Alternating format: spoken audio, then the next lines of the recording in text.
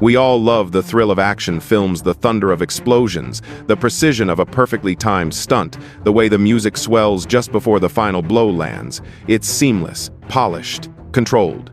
But what if I told you that some of the most iconic action movies were anything but during production?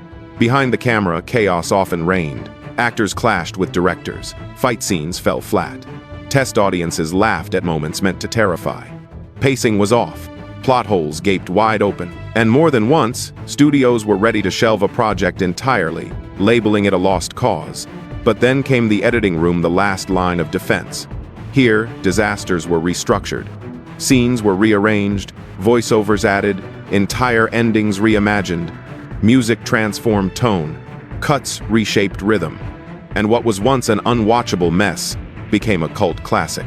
These films didn't just survive post-production, they were reborn in it. This countdown isn't about perfect scripts or flawless shoots. It's about the messy, the broken, the doomed, and the miracle of how they were salvaged. Some were re-edited so drastically, the directors disowned them. Others were stitched together with alternate takes, reshoots, even last-minute voice dubs. But all of them share one thing: they shouldn't have worked. And yet, they did. So what happens when cinematic chaos meets editorial genius? Let's dive into 15 action movies that were saved or resurrected in post-production and uncover the secrets behind their unlikely redemption. Route 1, Equilibrium, 2002. Before John Wick, before the Matrix sequels, there was Equilibrium, a low-budget sci-fi action film starring Christian Bale and a combat style known as gun kata. The film's raw footage was uninspired. The choreography looked awkward. Gun kata, once promised to be revolutionary, felt like actors dancing with pistols. Early screenings were met with snickers, not awe. So the filmmakers turned to the edit. They sliced every movement into sharp fragments, slow-motion overlays, reaction cuts, tight close-ups.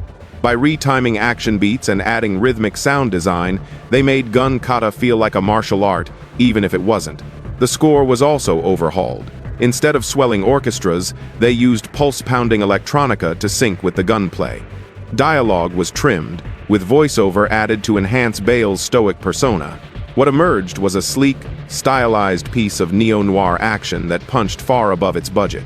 Critics were divided, but fans of cerebral action films latched on. Equilibrium wasn't saved by money, stars, or scale.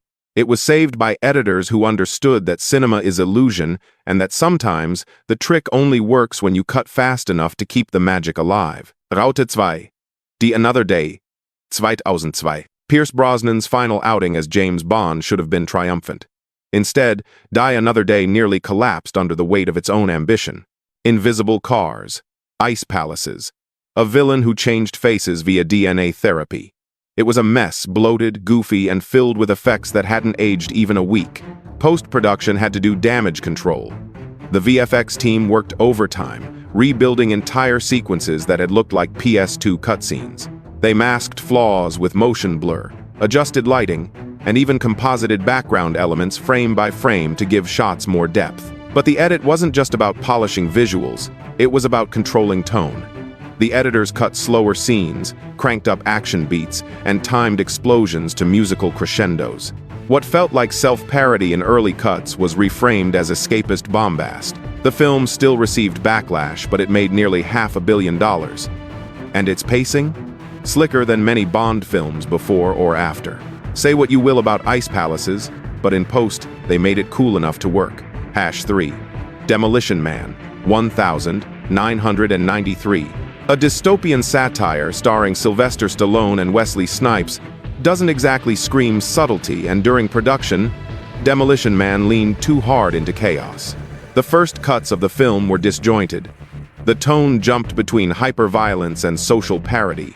Sequences meant to feel tense came across as farcical, and the world-building, while inventive, lacked coherence. The studio nearly shelved it, but the editors saw an opportunity. Instead of forcing the film into a conventional mold, they embraced the madness.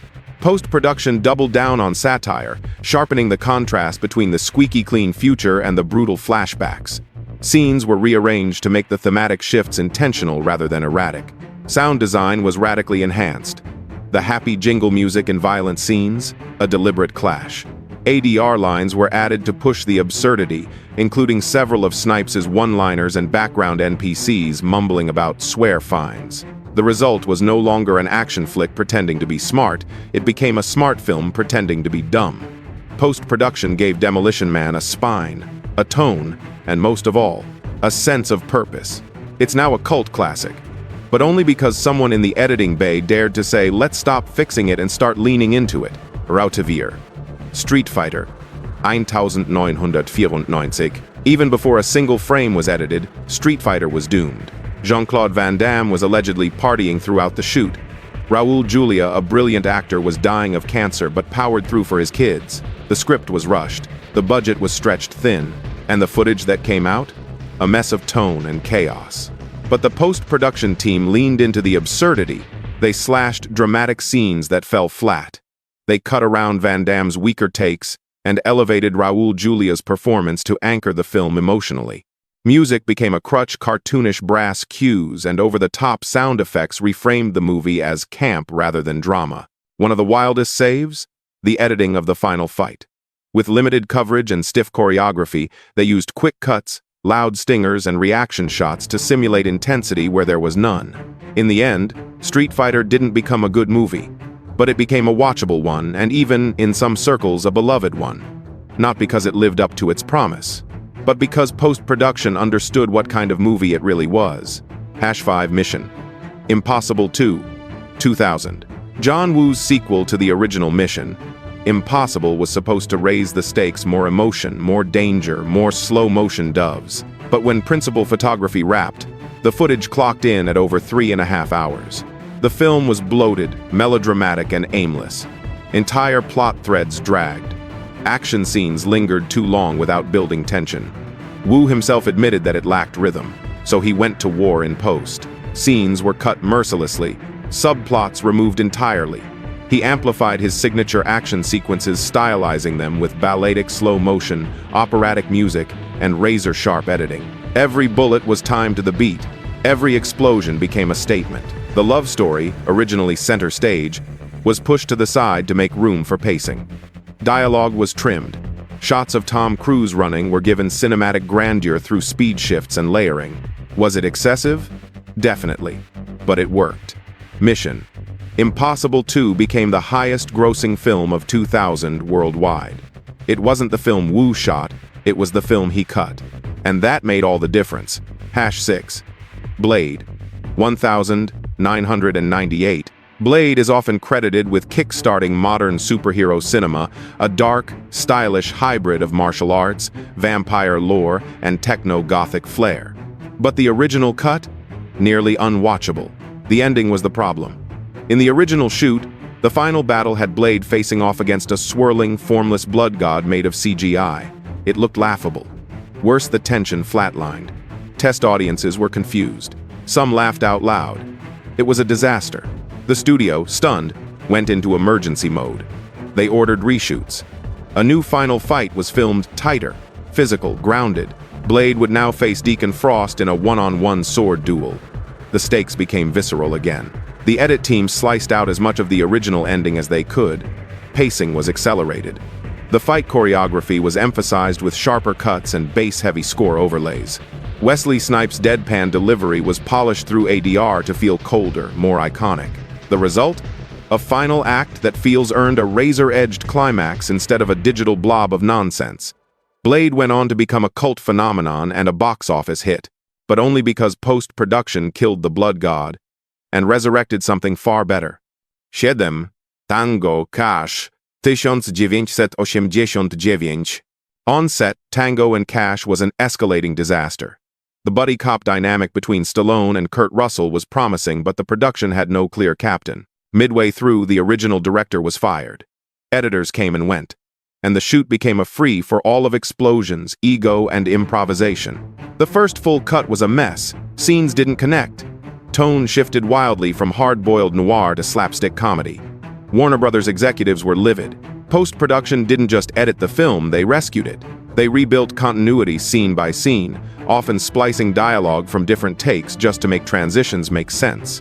Action scenes were rearranged to improve pacing. The prison escape sequence, once dull, was recut with tighter rhythm and sharper tension.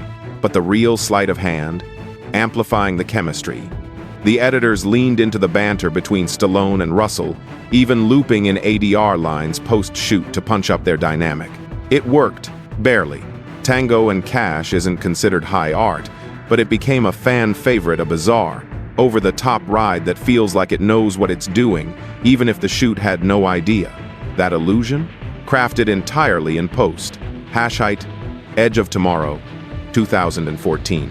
Time loop stories are hard to get right, especially when they involve mech suits, aliens, and Tom Cruise dying over and over again. During early cuts of Edge of Tomorrow, the film felt repetitive and disjointed. Test audiences reported fatigue.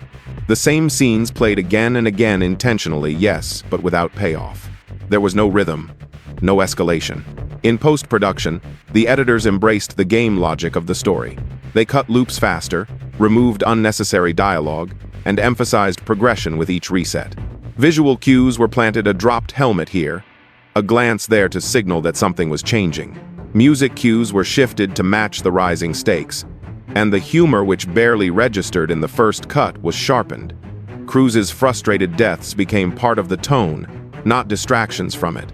By the time it hit theaters, Edge of Tomorrow had become a tight, clever, and surprisingly funny action film. It didn't just benefit from editing, it relied on it to make its structure readable. The difference between confusion and clarity? Exactly 27 loops, and a team of editors who knew how to make each one count. Numeral 9.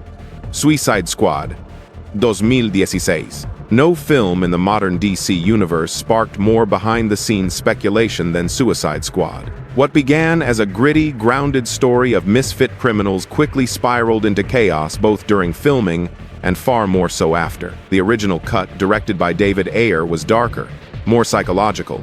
But after Batman v Superman was criticized for being too grim, the studio panicked. They hired a trailer company, not editors, not filmmakers, to re-edit the entire movie. Yes, a company that made trailers cut a $175 million feature film.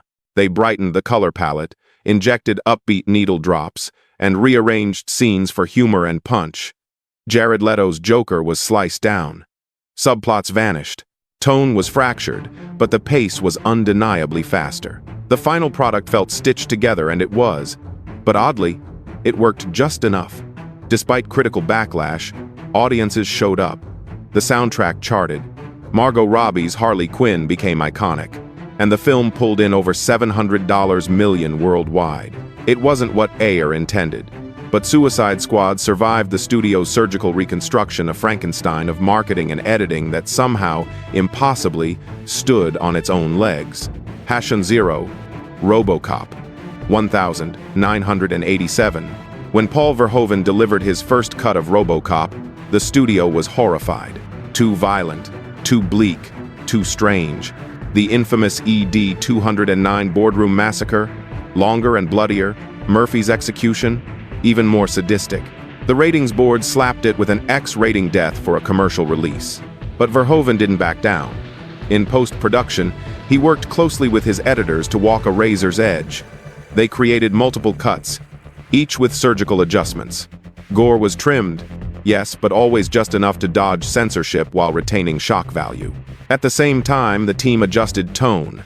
Satirical news broadcasts were emphasized. The robotic sound design was enhanced. Transitions between violence and absurdism were smoothed, turning the film into something wholly unique. What emerged wasn't just a sci-fi shooter. It was satire, horror, tragedy, comedy, all held together by immaculate editing. RoboCop became a critical and commercial success, but few know it survived a near-fatal verdict from the MPAA. The miracle wasn't just in Murphy's resurrection, but in the film's own Hashonawan, Escape from New York, 1981. John Carpenter's dystopian masterpiece is now regarded as a genre-defining classic, but in its earliest form, it was borderline incoherent. The original opening was long, clunky, and confusing, a failed bank robbery scene that gave Snake Plissken a convoluted backstory. It bogged down the film before the real plot even started. During post-production, Carpenter made the bold choice to cut the entire prologue, nearly 10 minutes of footage. Instead, he opted for a voiceover and title crawl that explained the setting with chilling simplicity. Manhattan is now a prison, and Snake is going in. The pacing instantly clicked. Beyond structure, Carpenter's sound team was instrumental.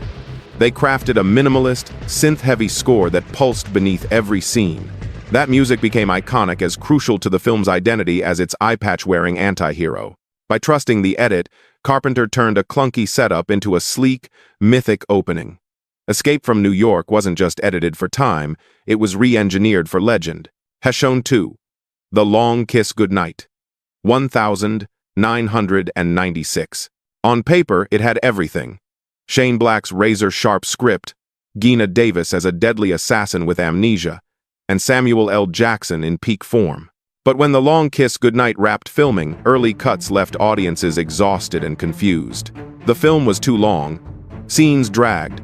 The tonal shifts between brutal violence and sharp-witted banter didn't land. Studio execs whispered about shelving the project, it simply didn't move. That's when post-production stepped in like a surgeon. The editors didn't just cut for time, they cut for pulse. They rearranged entire sequences to create a more coherent narrative arc. Key action scenes were tightened, overlapping sound and music cues to enhance urgency. Transitions were reworked, so the film flowed with relentless momentum. But it wasn't just about pacing. The sound mix became the secret weapon. Every gunshot was remastered for impact. The score, once too orchestral, was reshaped into a synth-rock hybrid that brought an edge to Davis's transformation. The result? A film that felt tight, dangerous, and oddly ahead of its time. While box office numbers didn't reflect its effort, The Long Kiss Goodnight became a cult classic, over time a sleeper hit taught in editing rooms as proof that the right cuts can resurrect a script already left for dead. Has shown 3. Hard Target. 1993. John Woo's first American film was meant to introduce his signature style to Hollywood: poetic violence, doves in slow motion, and operatic showdowns. But Hard Target almost didn't survive its own ambition. The studio feared Woo's vision was too foreign for US audiences. They trimmed fight scenes, toned down the blood, and asked for more exposition. What they got was a neutered cut that felt disjointed, lacking the kinetic madness Woo was known for. Woo fought back not during filming, but in post. He brought in his own editor, recut the action scenes, and restored many of the slow-motion shots that had been cut for time. He also requested a brand new score, louder, more percussive, and distinctly Eastern. With those changes, the tone shifted from bland to balletic. One legendary scene, Jean-Claude Van Damme roundhouse kicking a flaming oil barrel into a villain, was originally downplayed. Woo's edit turned it into a centerpiece, stretching seconds into moments of visual poetry. Though the final release was still compromised, it bore Woo's fingerprints in every frame. Hard Target didn't just benefit from editing. It became a statement. Even in a system trying to dilute his voice, Woo could still craft beauty from bullets. Raute 1-4. Universal Soldier. 1992. A sci-fi action spectacle with Jean-Claude Van Damme and Dolph Lundgren should have been a slam dunk. But when Universal Soldier had its first test screening, audiences left bewildered. The pacing dragged. The tone wavered between campy and grim. And worst of all, it just wasn't exciting. The studio panicked. A full overhaul of the third act was ordered. Editors went to work, chopping scenes, rearranging sequences, and adding tighter close-ups to boost the energy. But the real transformation came through sound. They layered in an aggressive, synth-heavy score that thumped beneath every punch and gunshot. Sound effects were exaggerated. Footsteps echoed louder. Gunfire cracked sharper. It gave the film a sense of speed even when the footage hadn't changed. The crowning move, recutting Van Damme's climactic fight with Lundgren into a brutal, high-impact brawl. The raw footage wasn't changed, but the rhythm was. What felt flat became fierce thanks to micro-edits that turned missed punches into hits and drawn-out shots into blink-fast moments. Critics still gave Universal Soldier a hard time, but it found life in home video and late-night TV. And decades later, action fans look back not at what was filmed, but at how it sounded. Post-production didn't just fix the film, it forged it. Passion 5. The Replacement Killers. 1998. When Chow Yun-fat made his Hollywood debut, expectations were sky-high. The Replacement Killers was meant to launch a new kind of action hero, one that blended Hong Kong gun ballet with American grit. But what happened on set was far from smooth. The original cut was a tonal mess. Critics of the test screening said it felt like two different movies. A generic crime flick and a stylized Eastern noir forced into the same frame. Even Chow himself reportedly grew frustrated by how muddled the vision had become. Enter the post-production team. They stripped the film down, slashed entire subplots, and most crucially gave the movie a look. Heavy contrast, desaturated tones, slick slow motion. The editors embraced noir influences, transforming the visual palette into something hypnotic, almost dreamlike. They also reworked the soundtrack, layering in moody, synth-driven compositions that gave weight to otherwise thin character moments. Dialogue was trimmed. Pacing was accelerated. And suddenly, a forgettable shootout movie had a heartbeat. While The Replacement Killers didn't dominate at the box office, it became a cult favorite not because of what was shot, but because of what was reshaped. It wasn't a debut saved by stardom. It was saved by the cutting room. Bonus fact: The 13th Warrior, 1,999. This one didn't make the top 15, but it might just be the strangest of all. Based on Michael Crichton's novel Eaters of the Dead, The 13th Warrior had everything going for it: a sizable budget, the backing of Disney through Touchstone Pictures, and Antonio Banderas in the lead. But after filming Wrapped, the studio watched the first cut and panicked. The tone was inconsistent, the pacing was sluggish, the dialogue meant to be ancient and mysterious came across as stilted. Worse yet, early test screenings were disastrous. Some executives called it unreleasable. Enter Crichton himself. The author stepped in and took over post-production, even directing reshoots after original director John McTiernan was sidelined. The third act was almost entirely restructured.